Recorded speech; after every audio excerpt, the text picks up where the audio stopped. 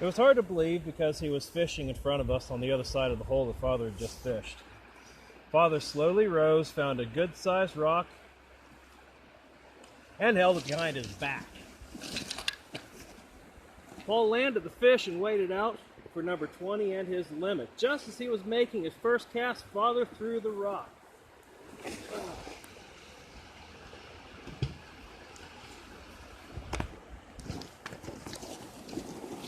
He was old enough so that he threw awkwardly and afterward had to rub his shoulder, but the rock landed in the river about where Paul's fly landed, and about the same time, so you can see where my brother learned to throw rocks into his partner's fishing water when he couldn't bear to see his partner catching more fish. Paul was startled only for a moment. Then he spotted Father on the bank rubbing his shoulder, and Paul laughed, shook his fist at him, back to shore, and went downstream until he was out of rock range. From there, he waded into the water and began to cast again. But now he was far enough away so we couldn't see his line or his loops. He was a man with a wand in a river, and whatever happened, we had to guess from what the man and the wand in the river did. Probably right up there somewhere.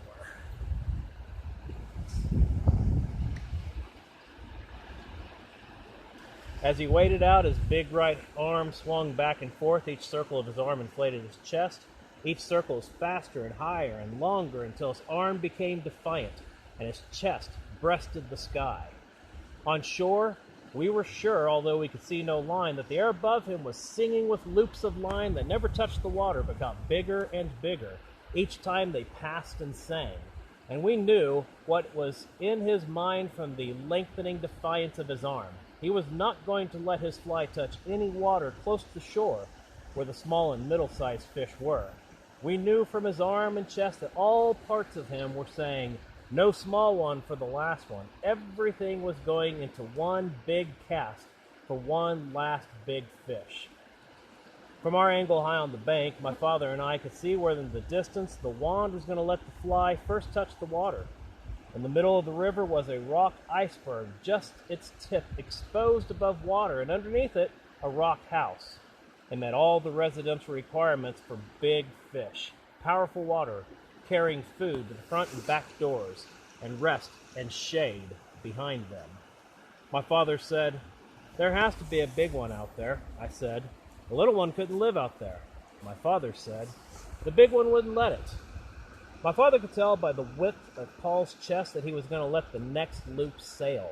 It couldn't get any wider. "I want to fish out there," he said, but I couldn't cast that far. Paul's body pivoted, as if he were going to drive a golf ball 300 yards, and his arm went high into the great arc, and the tip of his wand bent like a spring, and then everything sprang and sang. Suddenly, there was an end of action. There was no bend, no power in the wand. It pointed at 10 o'clock, and 10 o'clock pointed at the rock.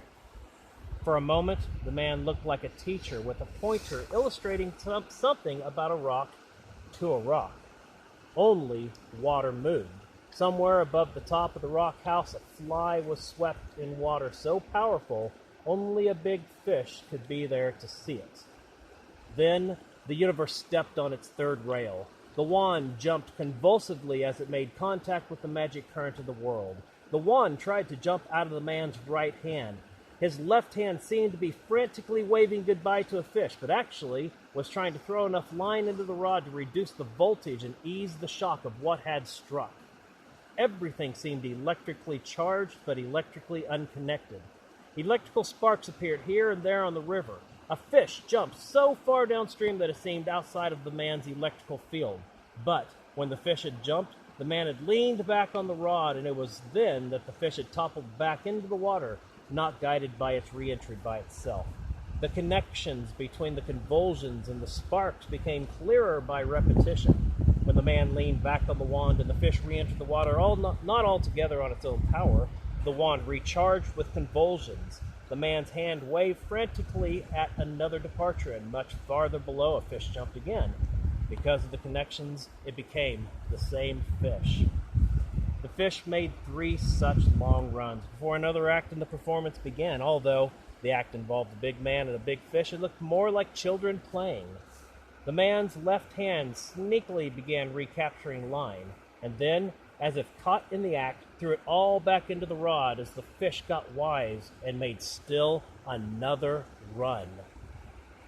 "He'll get him," I assured my father. "Beyond doubt," my father said.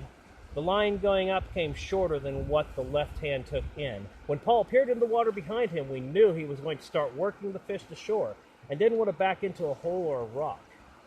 We could tell he had worked the fish into shallow water because he held the rod higher and higher to keep the fish from bumping into anything on the bottom. Just when we thought the performance was over, the wand convulsed, and the man thrashed through the water after some unseen power departing for the deep.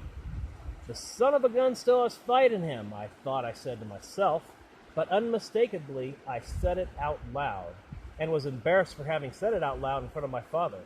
He said nothing. 2 or 3 more times Paul worked him close to shore, only to have him swirl and return to the deep. But even at that distance, my father and I could feel the ebbing of the underwater power. The rod went high in the air, and the man moved backwards, swiftly but evenly, motions which, when translated into events, meant the fish had tried to rest for a moment on top of the water, and the man had quickly raised his rod and skidded him to shore before the fish thought of getting underwater again. He skidded him across the rocks, clear back to a sandbar, before the shocked fish gasped and discovered he could not live in oxygen. In belated despair, he rose in the sand and consumed the rest of momentary life, dancing the dance of death on his tail. The man put the wand down, got on his hands and knees in the sand, and like an animal, circled another animal and waited. Then the shoulder shot straight out, and my brother stood up, faced us, and, with uplifted arm, proclaimed himself the victor. Something giant dangled from his fist. Had Romans been watching, they would have thought that what was dangling had a helmet on it.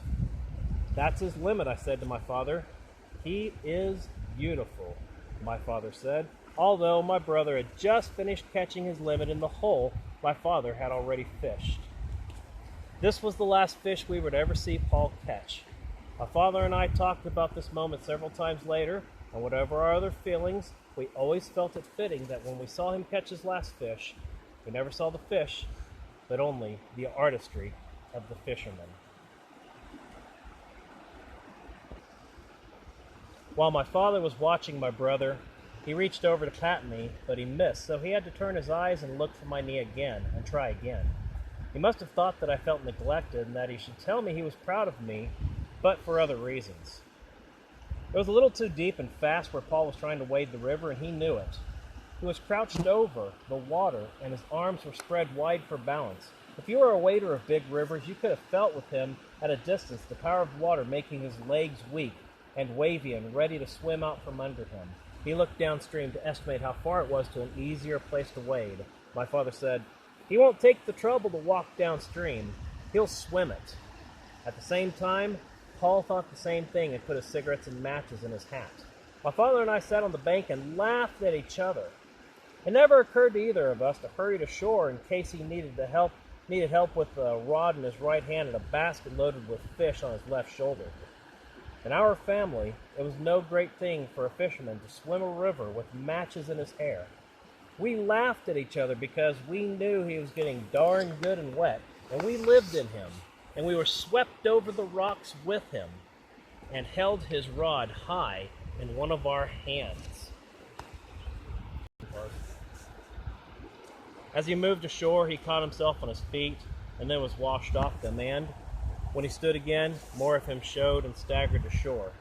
He never stopped to shake himself. He came charging up the bank, showering molecules of water and images of himself to show what was sticking out of his basket, and he dripped all over us, like a young duck dog that in his joy forgets to shake itself before getting close. "Let's put them all out on the grass and take a picture of them," he said. So we emptied our baskets and arranged them by side, and took turns photographing each other, admiring them and ourselves. The photographs turned out to be like most amateur snapshots of fishing catches. The fish were white from overexposure and didn't look as big as they actually were, and the fishermen looked self-conscious, as if some guide had to catch the fish for them. However, one close-up picture of him at the end of this day remains in my mind as if fixed by some chemical bath. Usually after he finished fishing, he had little to say unless he saw he could have fished better. Otherwise, he merely smiled. Now flies danced around his hat band. Large drops of water ran from under his hat onto his face and then into his lips when he smiled. At the end of this day, then, I remember it both as a distant abstraction in artistry and as a close-up in water and laughter. My father always felt shy when compelled to praise one of his family, and his family always felt shy when he praised them. My father said, "You are a fine fisherman." My brother said, "I'm pretty good with a rod, but I need 3 more years before I can think like a fish." Remembering that he had caught his limit by switching to George's number 2 yellow hackle with a feather wing, I said without knowing how much I said, "You already know how to think like a dead stonefly." We sat on the bank and the river went by. As always, it was making sounds to itself, and now it made sounds to us. It would be hard to find 3 men sitting side by side who knew better what a river was saying. On the Big Blackfoot River, above the mouth of Belmont Creek, the banks are fringed by large ponderosa pines. In the slanting sun of late afternoon, the shadows of great branches reached from across the river, and the trees took the river in their arms. The shadows continued up the bank until they included us. A river, though, has so many things to say that it's hard to know what it says to each of us. As we were packing our tackle and fish in the car, Paul repeated, "Just give me 3 more years." At the time, I was surprised at the repetition, but later, I realized that the river, somewhere, sometime, must have told me too, that he would receive no such gift.